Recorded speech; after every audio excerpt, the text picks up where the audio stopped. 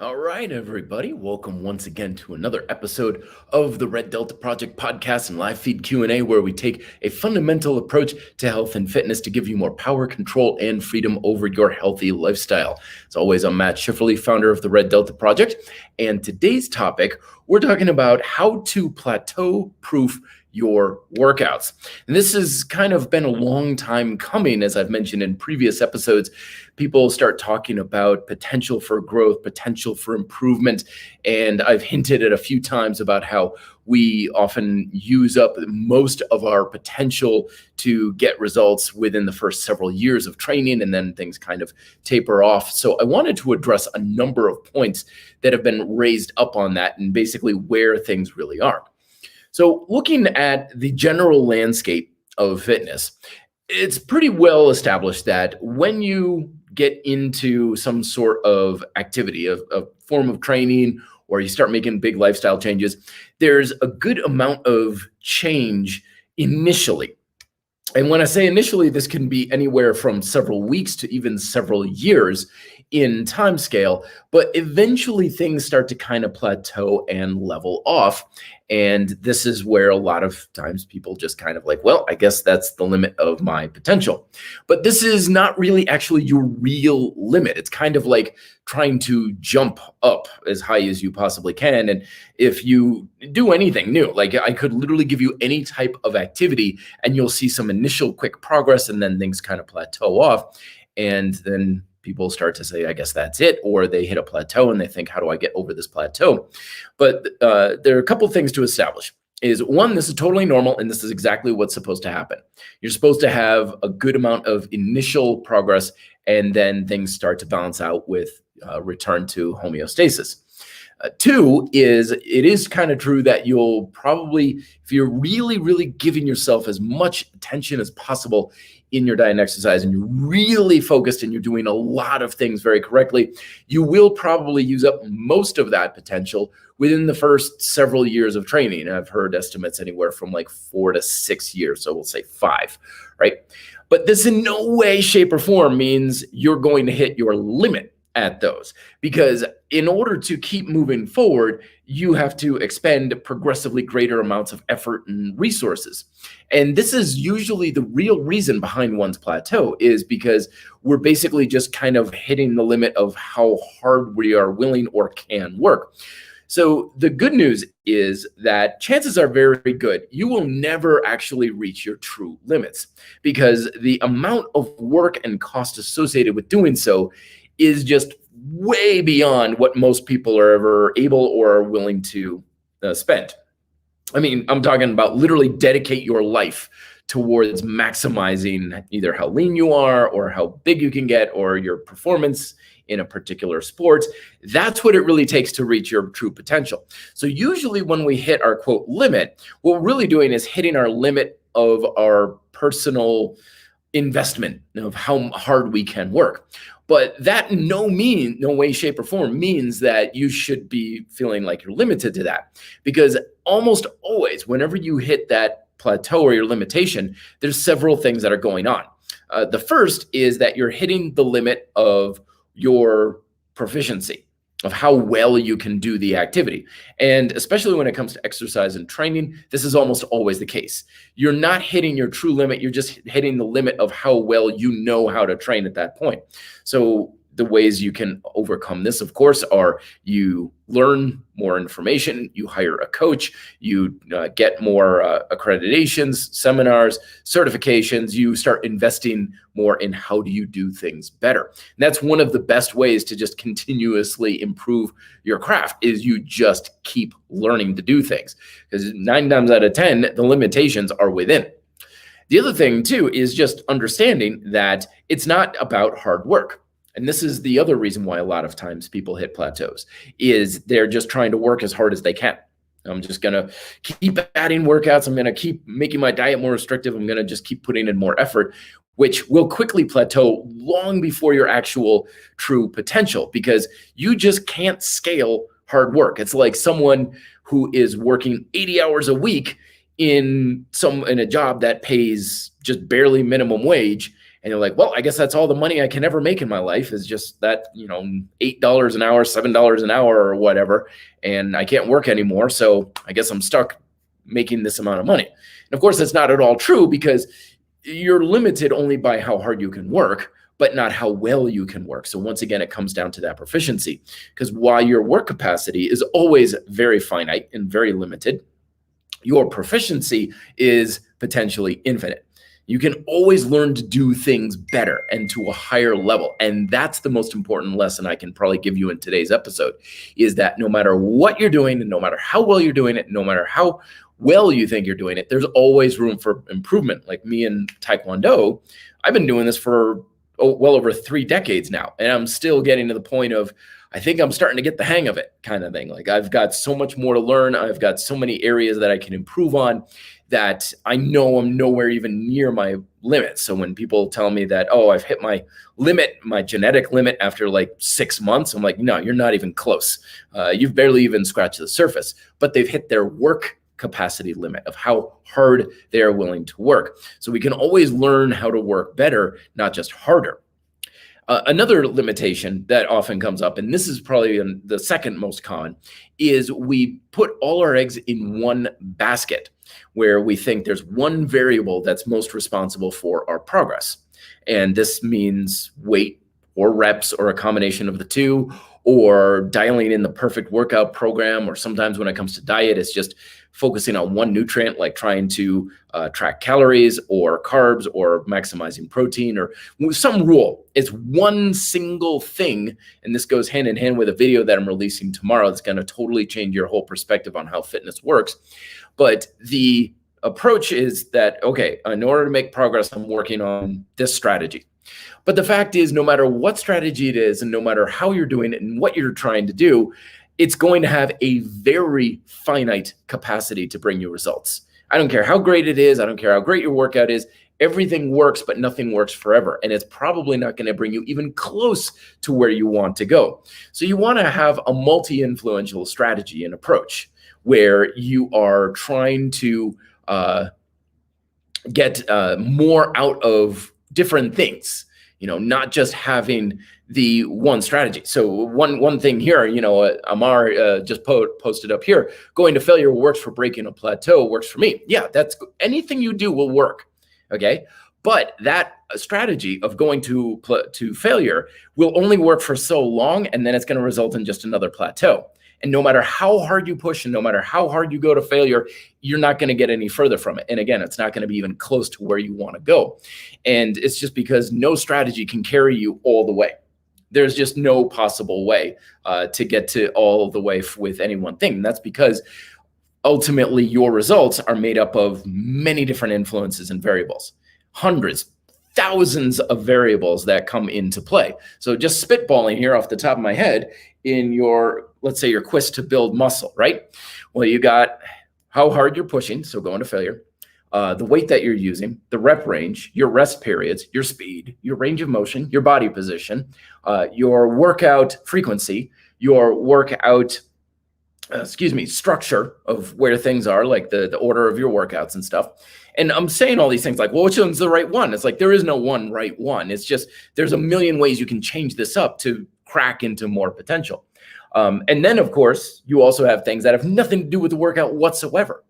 And that's another mistake we have. It's like, it's all about diet. It's all about workout. It's lots of things. You can improve your sleep. You can improve your hydration, your diet, your nutrition, your caloric intake, what are you eating? How much are you eating? When are you eating it? Like there's just, and this is just stuff I'm just coming up off the top of my head. This is the most common stuff. I've already listed at least 10 different things that we can play around with.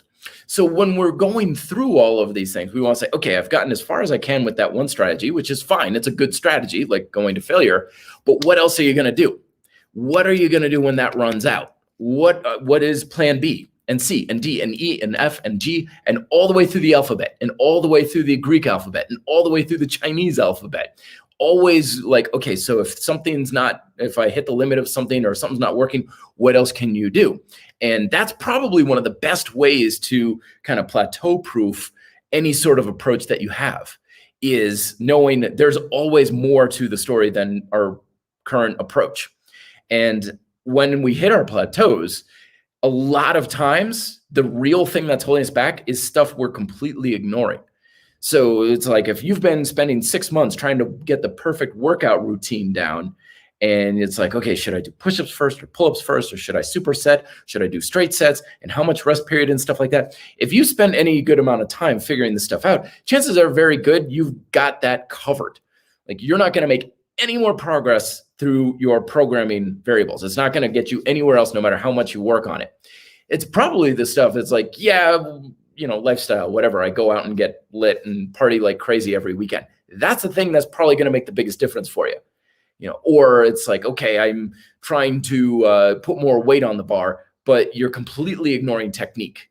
It's like, well, I don't want to have, bigger range of motion. I can't lift as much. Well, that's probably the thing that's going to make the biggest difference.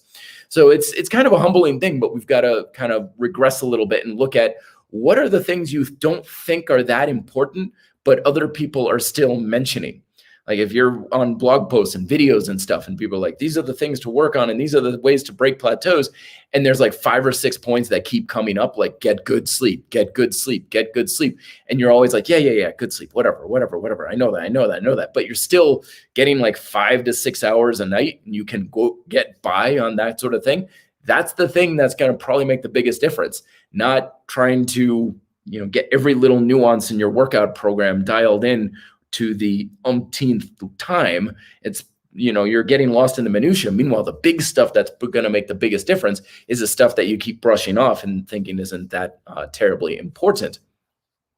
So when we're looking at the long-term things, it's real easy to make progress initially. That's why it always kind of mystifies me when people are just starting out and they're like, I want to get everything perfect.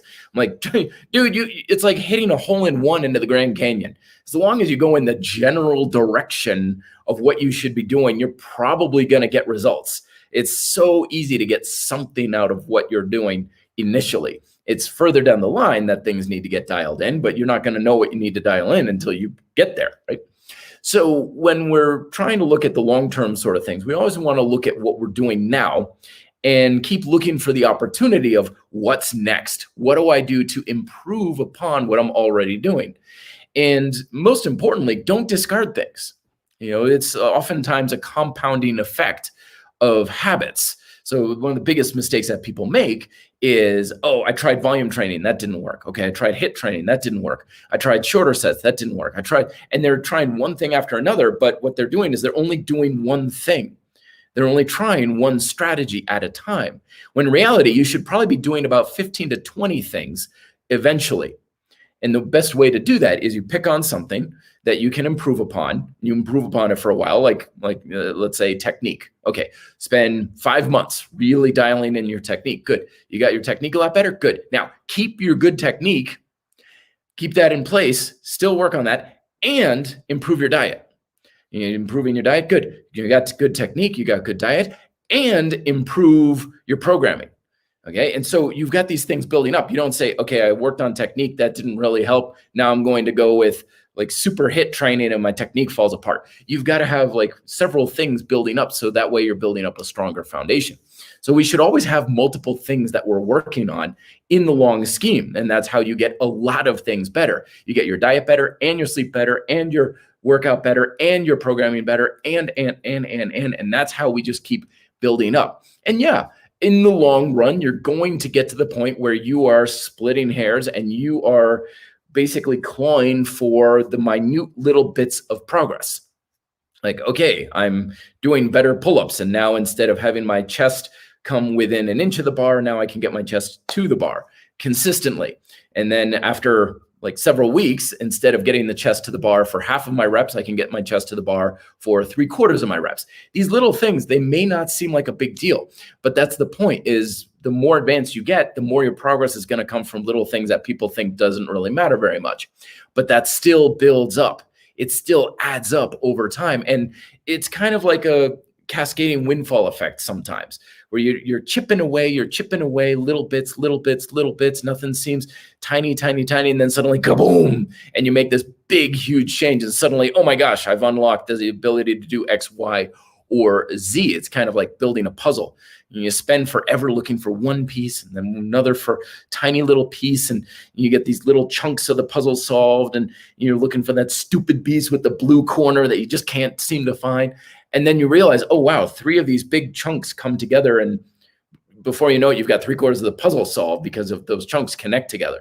That's kind of how it is oftentimes in fitness, where you don't seem to be making much progress. Little things keep happening here and going along, chip, chip, chip, chip, chip, bang, and you make a big amount of progress seemingly overnight. And that's where things like the overnight successes come out. It's like, oh my gosh, overnight success. I'm like, yeah, it took me 20 years to get to this overnight success kind of idea.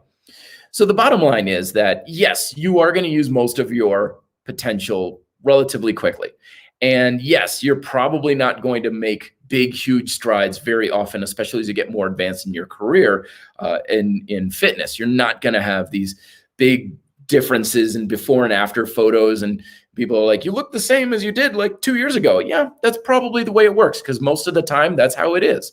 You're not going to have those initial gains. As I've mentioned in previous episodes, that a lot of the rhetoric about how we think the body should change at the rate it's supposed to change is geared towards beginners in an effort to sell you stuff through advertising, like lose 2 pounds a week and add 5 pounds to the bar every week and every 2 weeks and all these others. That's beginner stuff. That's the honeymoon period where you're much easier to make progress. But when you talk to someone who's been doing stuff for 10 years, you're not making that kind of progress. It's just you've used up so much of your potential and you're so close to what you currently can do that unless you make drastic changes in how much you're willing to invest, you're not going to make stuff like that. And even if you can make that kind of progress, it still is going to be fairly short-lived, where you're going to make it for several months and then you're going to hit that plateau again and you're just going to keep creeping along. But the last point I want to make is, yeah, but is it worth it? Those little inches, that chipping away? And the answer is absolutely yes, because those little differences can really make a big difference in how things feel. Like in Taekwondo now, like after 30 years, I'm finally kind of understanding a couple of nuances about how to use my hips for various kicks. And if you watched me, unless you had a very trained eye, you wouldn't look like anything's different. Like I'm still kicking the same way as ever, but the way it feels and the power and the strength behind my kicks is night and day difference every time I throw my kicks around. So even though I might say, oh, it's like a half an inch more rotation and this kind of thing, and where I'm focusing on contracting my hips during a side kick, you would say, well, how can that matter? It's like, boy, it matters. Believe me, when I hit that punching bag, it matters a lot. I feel so much more stable. So there's always potential to grow. There's always potential to improve. It may be chipping along, but you have to go with a multi-dimensional kind of approach rather than staying stuck in thinking it's just one thing and I'm going to work my way there, because you're not going to get that far with just that sort of idea. All right. It's a Friday night, folks. It's time to answer some questions. Thank you very much for coming on.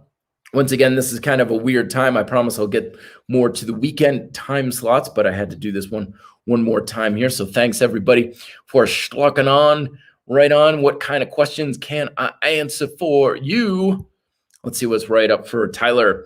Hey, Matt, now watch your videos on calves. I'm training 5 days a week now with the calf raises. Hit 75 today. Very good. Hope it works. My calves are pencils. Yeah, volume is good. You know, again, though, we want to base our training intensities and frequencies and stuff off of our proficiency. So yeah, you're working hard. Great. Awesome. But so what? Like, no one ever got anywhere by hard work and was like, oh, I'm working my calves so hard. Big deal. Are your calves getting stronger? That's the big thing. Are your calves from one workout to the next feeling like I've got more in the tank? I can go more reps. I can do a harder pushing. I'm feeling the calf more. That's the other thing, is a lot of people don't have very good tension control in their calves, kind of thing. So we want to make sure we're still progressing.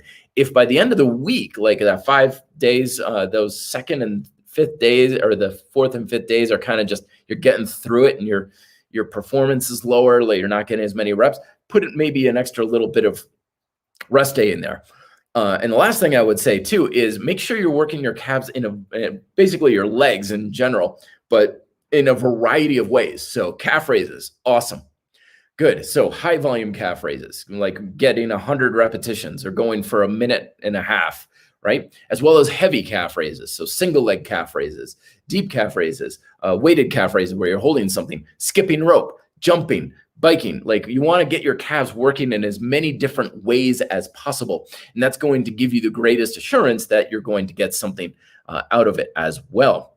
And I know people are like, but it's all genetics. Everything in fitness is genetically influenced, but it's not genetically controlled. It doesn't mean it's impossible.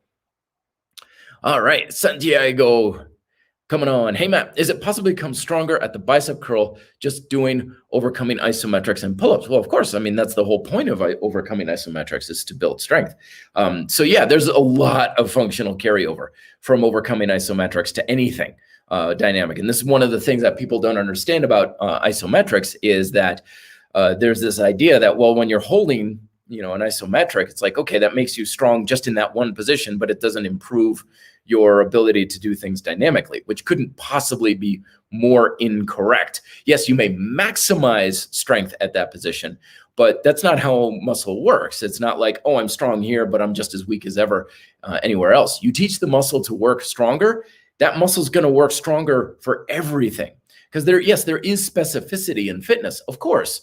If you're doing bicep curls, that doesn't necessarily mean that you're going to have stronger, rowing technique out on a crew skull or something. But there is always carryover. There's limitation, but there's always carryover to something. So if you are getting stronger in one thing, you will definitely have more strength for everything else to at least some degree. So definitely, absolutely, yes, it's definitely going to carry over. Sila, how's it going? Hey, Matt, I'm flat-footed. Can it affect my balance and stability on progressing to a pistol squat? That's a good question. Honestly, I don't know because I've never really come across that, but much of your stability is in your hips anyway. So it may influence it, and you may want to try different shoes, different surfaces that you're squatting on. If you notice you have more stability, if you're on a slight downward incline, then that almost always is the case for people when learning to do pistol squats. Then that means, it has nothing to do with your foot. It's all about tension control and hip mobility and stuff like that. So I would hazard a guess is to say, no, I don't think it's going to be too much of a hindrance. It may not be much of an influence, but it's look to your hips for said stability. All right, Soft T, love your anime profile here. What is the science of muscle definition? How does one achieve good muscle definition? Oh, simple. So you got two tissues. You got muscle and you got fat. So definition, less fat, more muscle. It's that simple. When the fat is usually the subcutaneous fat, it's more superficial.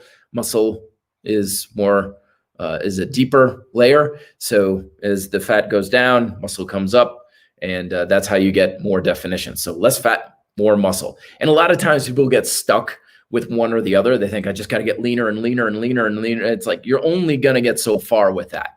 Or with muscle, it's like I got to get the muscle bigger, bigger, bigger, bigger, bigger.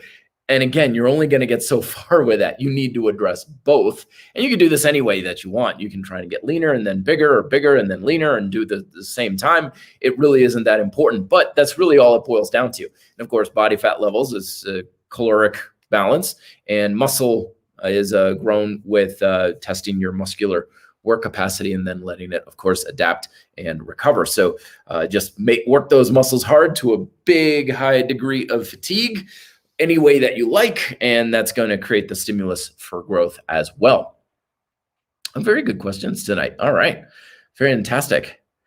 And I'm on my computer. That's why the camera is not quite as good quality. I'm trying to get to everyone's question here. Do you prefer chin-ups to curls to build biceps? Honestly, I don't think it matters. As long as you can get your biceps working, the exercise selection shouldn't matter very much. And I say shouldn't matter because, of course, it always does. We always tend to feel like we can get the bicep to work harder in certain ways just because we think it's different, so we create difference kind of thing. But I mean, hell, as long as the elbow is bending, that should be the same fundamental thing for the bicep. So chances are, especially with building up like a particular muscle, you're going to make headway doing something different from time to time. So you're like, I did curls and my biceps got bigger. And then someone else is like, I was doing curls, but then I got bigger with pull-ups. And then someone's like, I was doing pull-ups and I got bigger with rows, and on and on and on. So it's usually we change something, and that's what makes the difference come up. So alternate back and forth. And if you like, why pick and choose? You can just superset the two between each other, and that really can drive a lot into the biceps as well. Ismail Cruz, what role does lactic acid play in training? Well, it's one of the main aspects of fatigue. In lactic acid, you build up lactic acid and your muscles shuttle it out pretty darn quick. So it doesn't stay in. One of the big myths is, oh, I'm sore because of all the lactic acid in my muscles. No, there's no lactic acid in your muscles. It's the inflammation from having lactic acid. It's kind of like burning your hand on the stove and thinking, oh, a day later, my hand still hurts because it's still on fire. And it's like, no, it's the aftermath. It's the damage that you're feeling. But yeah, lactic acid is one of those things that, we build a buffer for it pretty darn fast. The body, this is one of those adaptations in the body that happens pretty quick. This is one of the reasons also why people can do something, get sore as hell the next day, then a few days later do the exact same thing and barely feel it the following day, because we buffer that pretty fast. You also lose it fairly quick too. So it's like you take a week off from the training, then you hit it hard and you get sore again. So it is there, and it is an inhibitor too. So being able to manage your lactic acid management, so you're training to generate it so you can shuttle it out faster, can be good at giving you more stamina if that's important for your goals.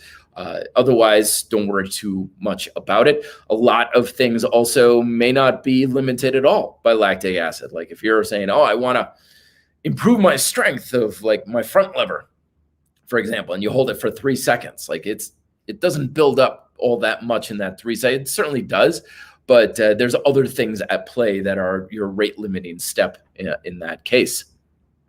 All right, very good. More questions here. I watched a video about building muscle while still eating less or maintenance. Does it mean if I progress my workout every single day, just eating enough and not in a surplus, I can gain muscle mass? Absolutely.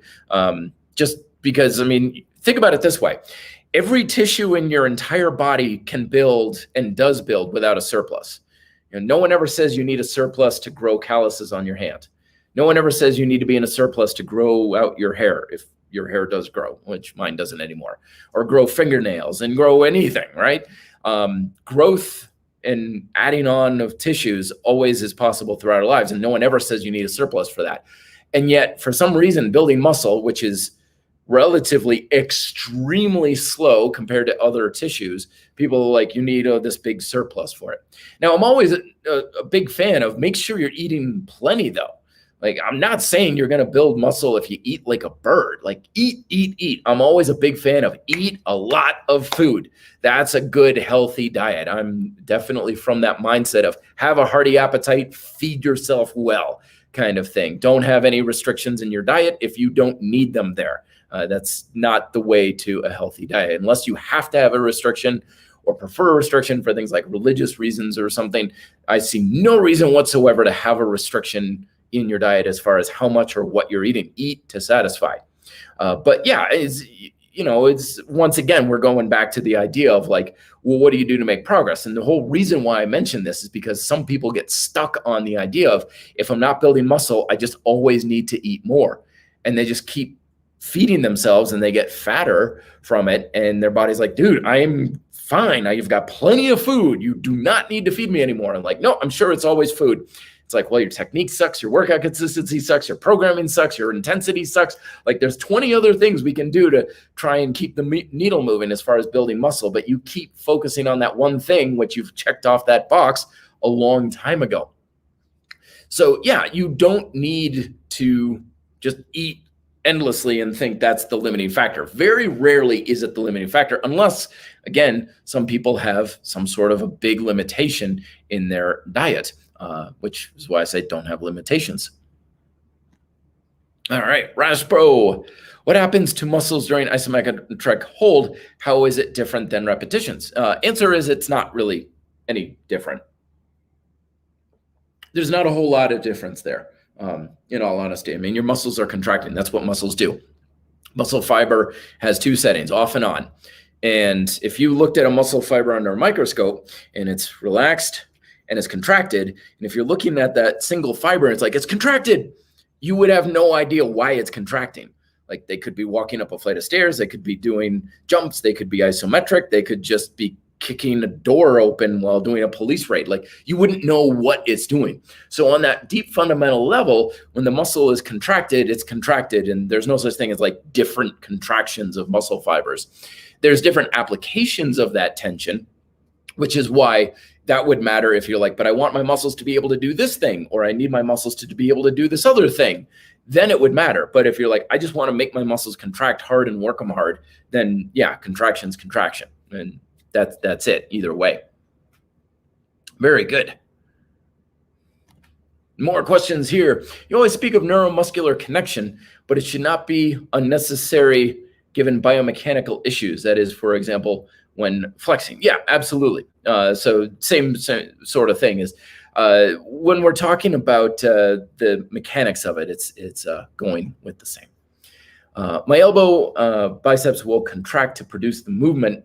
So under the assumption of to what extent is that important? So when we have contraction of a muscle, right, to produce movement, it's the amount of contraction, the amount of tension that we have. So if I have like a weight in my hand, right, and I'm holding it here, I have to produce enough tension in my muscle to hold it in this position against gravity. Now, if I'm lowering the weight, that means that I'm reducing the amount of tension in my muscle so that it's no longer overcoming gravity's force.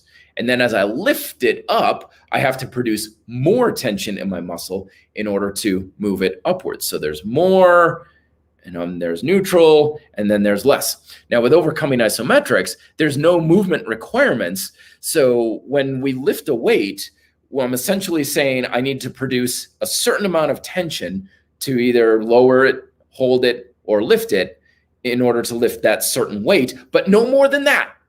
Only that amount of tension. So if it's a 5-pound weight, there's only some tension in the muscle, but no more. Now, overcoming isometric doesn't have a minimum requirement, but also doesn't have a maximum requirement, which is why a lot of times when people try overcoming isometrics, muscles are cramping up or they feel like they're shaking and stuff. And they're like, what's going on? I'm like, well, you've never worked your muscle that hard before because there's no maximum that you need to do to get the exercise. You just keep going harder and harder and harder and harder. With dynamic movement, you need a certain amount of tension to produce the movement. But once you produce that movement to a satisfactory level, you don't need to produce any more, and so you don't. But there's no longer that threshold with isometrics. All right, more questions here coming in fast and furious. Let me know, guys, anything you want to know. I've still got a few more minutes that I can answer for you. Have you ever received criticism against chain training system? By the way, I think it's the best system program out there, period. Thank you very much, Santiago. No, I have not, which tells me not enough people know about it. And that's the reason why. You know, it's the old adage of if you're not getting any flack, that means you're not getting enough out there, sort of thing. Well, one of the biggest misconceptions about it is that it's a thing, it's a system, it's an approach, it's a workout strategy. It's not. It's just simply a perception of how to split the body up and how to train it. So you can apply chain training to anything, any type of training, any type of workout program. It's just a way of perceiving the body and how it's broken up. So in my PDF that I write about, which you can get free at reddeltaproject.com, of course, is, usually people think of training muscles or movements, and chain training is the combination of the two, because each one has its pros and cons, but chain training is just all pros. There's no cons to it. But being able to get the muscles to link up into solid chains, tension chains for use, is both functional and aesthetically focus. So that way you're not neglecting anything. And it's also very efficient. I mean, there's six tension chains under chain training theory. So every day is just one of six. You roll the dice, oh, I rolled a 5 push chain today. Okay. And you've got 3 movement chains, 3 support chains. So it makes training very, very, very, very, very simple. Razor Flood. Love your avatar, man. Hey, man, any tips for reducing healthy eating costs? Oh, I thought it was healthy eating habits there. I was like, why would you want to reduce healthy eating? Healthy eating costs. Yes, I find that I spend way too much money on healthy eating. I hear you, my friend. So there's a number of ways to do this. Buy in bulk is one, and focus on your staples. So one of the ways that you can make eating work well for you is focus on staple ingredients and then use those in many different ways. So things like rice, beans and lentils and stuff. If you're vegan and vegetarian, this is a common thing. Fruits, vegetables, that sort of idea. Buying a good amount, a portion of these things, and then using them in different recipes is key. And that way you can flavor like chicken and meats and broths and all these other sorts of things. And you see all that stuff online and it's like, oh, healthy eating is so expensive. Look at this salad. It's $8 and this cheeseburger at McDonald's is $1.99. It's like, well, look at this candy bar. It's $2.50. But this apple that I got from a bag of apples that I bought for $3, this apple was 75 cents. So a 75-cent apple versus a $2.50 candy bar. We can make comparisons like this all day long. It's all about how are you shopping, where are you shopping, what kind of thing are you doing? But the more basic your staples are, the cheaper the food is. So think of like most basic, like chicken, rice, beans, basic fruit and veggies. Like I'm lazy with my stuff. Like I get a big thing of greens, when I go to the grocery store and stuff, and it's $4. Now I can easily go and get a head of, romaine lettuce and some kale, cabbage and stuff like that and get the same amount for probably $3. But honestly, I'm not going to take the time to prepare and stuff like that. I just want to buy the thing of the power greens, take a handful of that, boom, I got the base for a good salad kind of idea. So it's about, where are your costs? Are you willing to spend time or are you willing to spend money sort of thing? But the more basic you get with basic ingredients, the cheaper it's going to be per meal. And that's the best way to go with it. And the more, think about it this way, the more prepared the food is, the higher the cost is, because preparation requires labor. And cost is always associated with labor. So the less labor there is to produce the basic foods and stuff, like corn and like I got like 3 ears of corn the other day for 75 cents. Like 75 cents. And I got a steak, it was like $6, just thin cut steak. I cut it in half, so 3. So dinner was $4, if that kind of deal. So that's what you can do. Basic ingredients are usually the cheaper way to go, and they're the most versatile too. Long answer, I know. How can we use periodization with the grind style calisthenics program? Use the actual program itself. It's already periodized for you. So the actual program that I have, the program is getting built as we speak.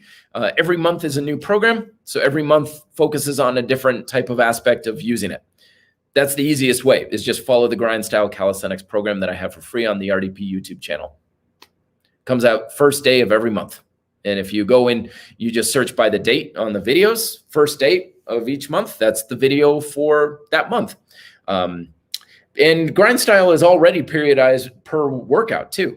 You have 4 phases in the workout. So you already have higher rep, lighter training. You have heavier training. You have shifting and quote functional training. You have tension control sort of things. So you have 4 blocks, if you will, within the same workout. So there's not a whole lot. The strategy of GSC has meant that so you don't need to have these big blocks like macro cycles throughout the year of several months at a time and stuff. You're already getting most of everything you need in every single workout. All right, good. Oh, Michael's on top. Oh, good question. Good suggestions here, Michael. Yeah, spinach, chicken, rolled oats, blueberries are my staple for 9 years now. Yeah, it's exactly. I mean, oatmeal.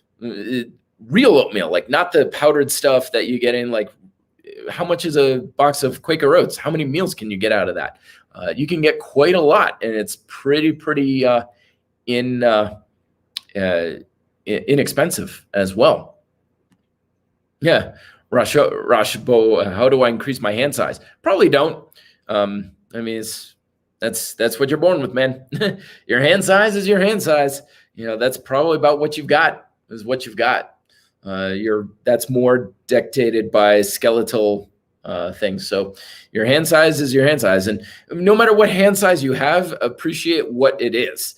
Like I've got relatively big hands, so a lot of times I feel more at home with like beefy, thick grips. Like gymnastics rings don't feel very comfortable for me. That's wwhy I don't have any gymnastics rings in my own gym. It's like every time I use them, I'm like, who uses these things? These feel like poorly designed suspension trainers, like because they're not ergonomic at all for me. But I like the NOSC trainers behind me. They've got a grip. It's like that big. It's a good size, big, beefy grip kind of stuff. But if you have a smaller hand, great. Maybe rings will be more comfortable for you. No matter what hand size you have, there's advantages to it. All right. Diego. Hey, Matt, first of all, hope you're doing well. Thank you very much. I'm actually very tired. I've been sleep deprived this whole week. This past weekend, I went to a punk festival, and I have been behind the 8 ball ever since then. But anyway, what are your thoughts on calisthenics high volume training? My suggestion is don't worry about volume. There's a lot of people. How much volume should you do? I think I did a video on this relatively recently. How much volume, more volume, less volume? To hell with all of it. Whatever number you get, it's going to be a guess. It's a random shot in the dark. Don't base your training on a certain amount of volume. Base it on how effectively you can create a stimulus. So sometimes that's going to be more volume. Sometimes it's going to be less volume. So I always say, I think I might have done this in the last podcast episode or 2 back. But basically I said, you don't drive your car according to time. Like you don't say, I have to drive my car half an hour to get to work. Well, what if it's going to take you longer than that? You're driving for 30 minutes and you're not there. You just pull over to the side of the road. You just sit there. I'm like, well, I've been driving for half an hour. They said to drive for half an hour. I'm not there, but I can't drive any more than that. Or you get there early, 20 minutes, and you're like, well, I guess I got to keep driving around the parking lot. No, you don't base your volume of what you're doing on a recommendation or a prescription. You base it on getting the job done. So when the job is done, the job is done. If you stop early, great. If it takes more, then it's going to take more. That's what we should base our stuff on. And some people do better with higher volume. Some people do better on lower volume. But no matter what recommendation you do, you're probably going to compensate. You're probably going to get shortchanged by it. So focus on instead creating a good stimulus in your workout by training your muscles to do what you need them to do. That's the important thing. To hell with the volume. If it takes more or less or whatever, who cares? That's not what's important. What is important is, can you make your muscles do what you need them to do? And that's a topic for another thing. But that's the thing I always go for with that is, if it takes 10 reps, 10 sets, 10 sets. You do it in 2, you do it in 2. Any tips on building up traps? I don't have heavy weights, but I do have 30-pound dumbbells.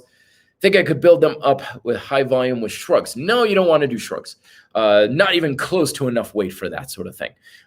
So with the dumbbells there, so keep in mind your traps, like a lot of people, when it comes to traps, they think it's up here. This is not where your traps are. Your traps are not on top of your shoulders like this. Pull up an anatomy chart of traps.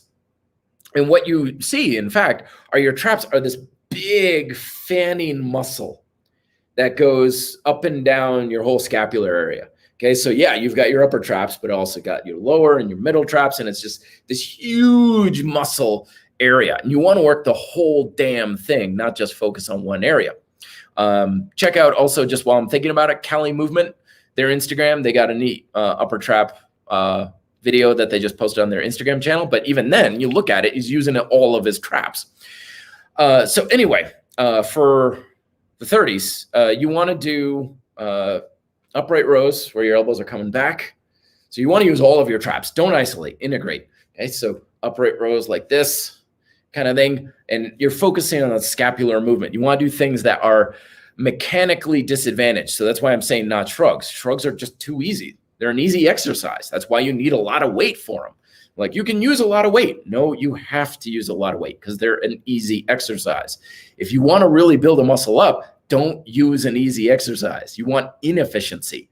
I've always said I want to use exercises that feel like I'm moving a house lifting just 10 pounds. I don't want something that I can lift 500 pounds with. It's too easy.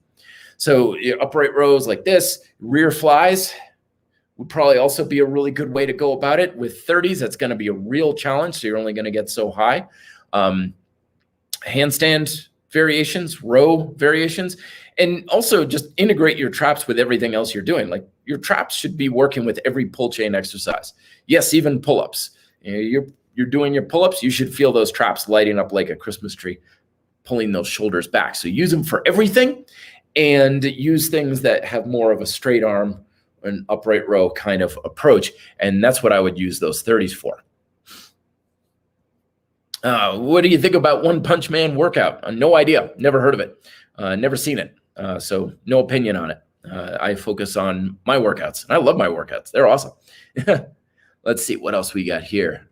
I'll have to look it up, though. Now you got me curious. But I always wonder, though, like, a workout based off of an anime character. I remember one time there was a guy who came in to the shop I worked at, and he wanted to buy some hand and ankle weights kind of thing, like little 3-pound things. He's like, I work construction.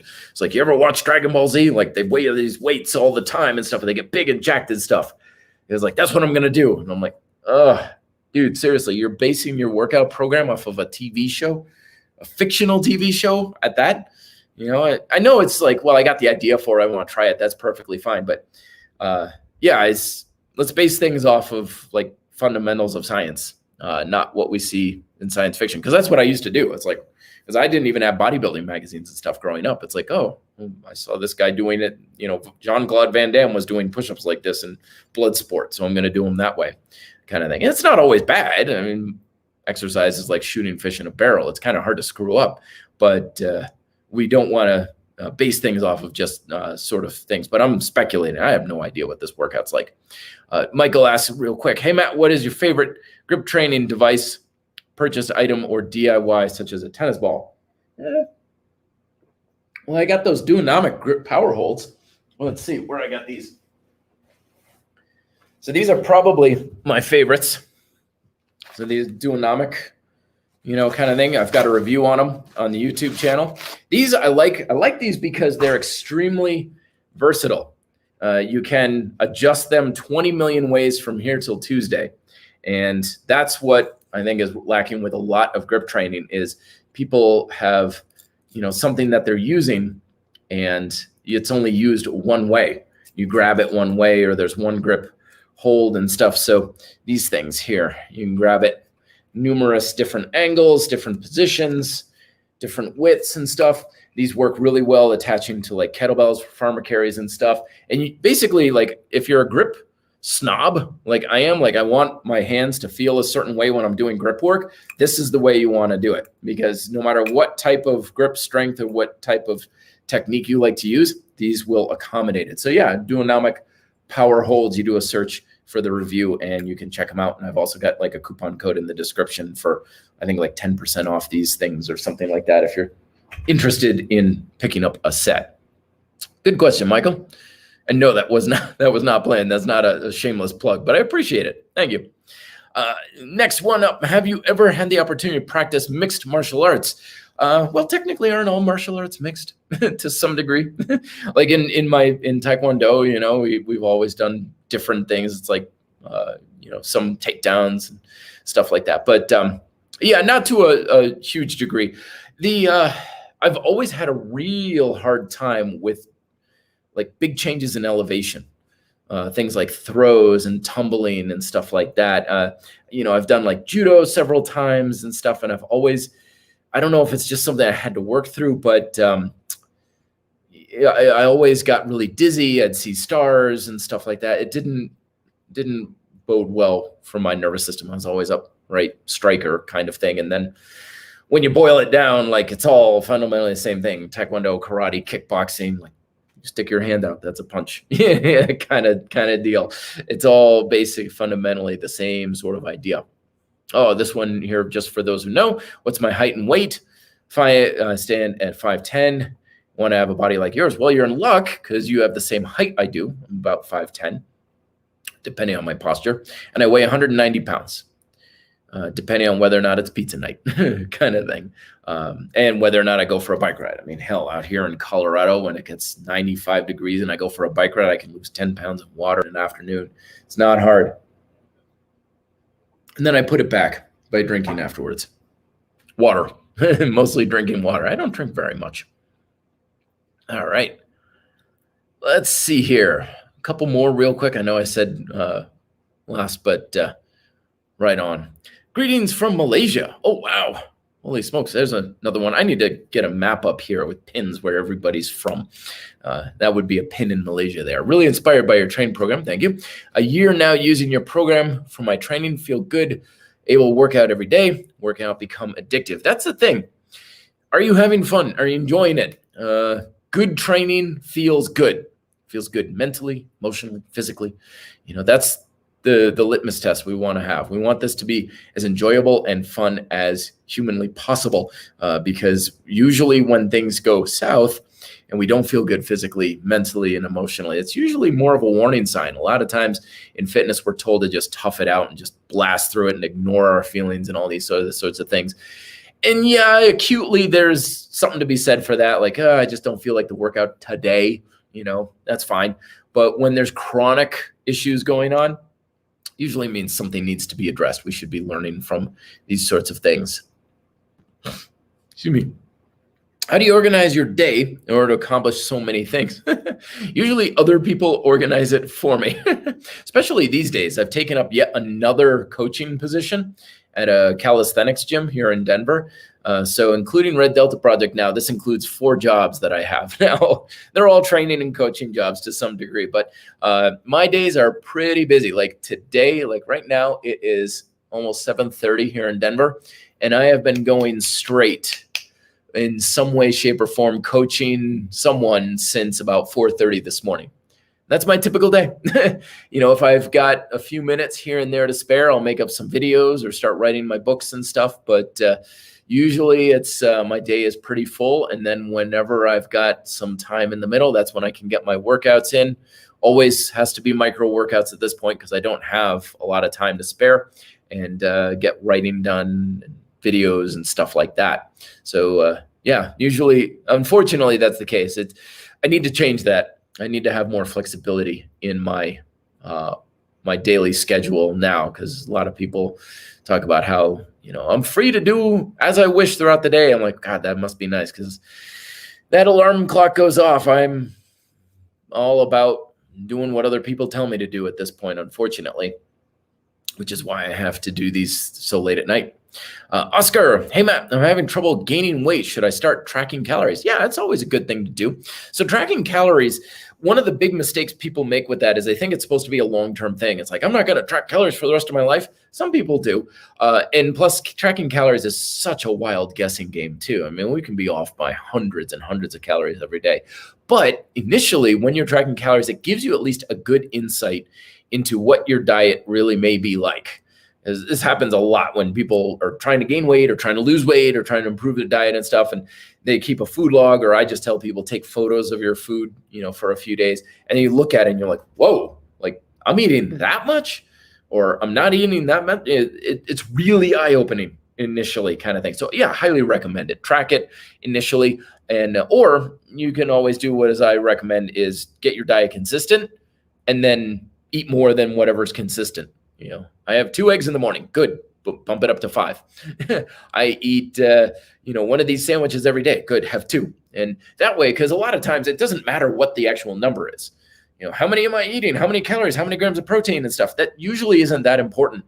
If we're looking to make a change in our body, we just need to know, is it more or less than what we usually have? So establish what is normal, and then more than that. And that's usually the super easy way to go about it, because we don't know the numbers are, but if we know it's definitively more, like, yeah, I usually have 2 eggs in the morning. Now it's 5. It's more. How much more? I don't know, but it's more. That's all that really matters. All right.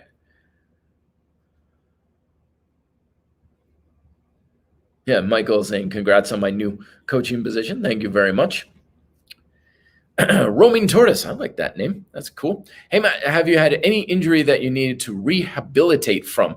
I separated my shoulders years ago and it gets tired after long days of construction. Oh, yeah. Oh, yeah. Injuries don't get me started. But knees, especially, hips, back, left shoulder, particularly from my taiko drumming days, that I needed a lot of rehab to break up scar tissue from that. My elbows, my right foot, and my neck. At one point, I had a bad fall in Taekwondo. I had to get a little bit of done on my neck. That was pretty short, though. I don't know if I'd really count that. But, oh, yeah, that's the thing is rehab. I know it's a slog, but stay on those exercises. And more importantly, it's not about the exercises. Ask your therapists specifically what you're trying to do in your body. Like, what muscle are you specifically trying to strengthen? Become a student of that. Don't just assume the person's like, oh, do this exercise, do that. Like, be your own therapist kind of thing. So if they're like, oh, it's your external rotator cuff. So like, okay, go on Google. Like, what does it look like? Where's the insertion point? Where's the origin? Where's the perfect angle of pennation of the muscle fibers? How do I really, because the more you understand exactly what you're trying to do in your rehab, the more effective you're going to be at the exercises and the more you're going to get out of it as well. God, I wish I knew that back in the day. All right, one more here. Ishmael, what other interests do you have besides training? There's something besides training? There's a life outside of fitness? I have no knowledge of this life outside of fitness. Oh, no, I joke, of course, I joke. So I'm an AFOL, AFOL, adult fan of Lego. You've probably seen on my shelves, my Star Wars Lego collection, right? I guess it's kind of training, but I'm a mountain biker, I'm a skier, a backcountry skier, a hiker, because I got the Rocky Mountains in my backyard. I've always been a lover of Japanese culture. Of course, that was my major in school, and I lived in Japan for a semester, so that's always still an interest. I have a big interest in darts. That's kind of my game of choice. I always like to throw darts. And I'm a DIYer, of course, because that's still training. God, it always comes back to that. But yeah, and I'm a Buffalo Bills fan. I know it's a disease, but I'm working on it. Hopefully they'll someday win a Super Bowl before I die.